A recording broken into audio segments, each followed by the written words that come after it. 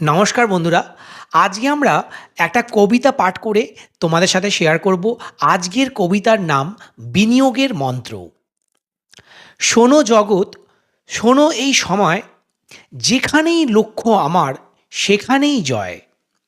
যারা সাথে আছে আমার তাদের নেই কোনো ভয়, আর যারা বিপক্ষে এ খবর তাদেরই পরাজয়।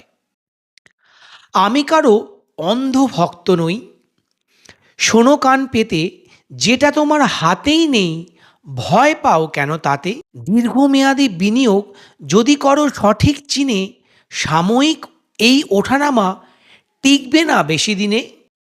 ইতিহাস সাক্ষী আছে, এমন হয়েছে বহুবার। মার্কেটের এই সাময়িক পতনে মেনে নিও না হার। যুদ্ধের খবরে বা গুজবে অকারণে পেও না ভয়। ধৈর্য ধরে বসে থাকলে শেষ হাসিটা তোমারই হয়। তাই শোনো বন্ধুগণ, অকারণে করো না আর দুশ্চিন্তা।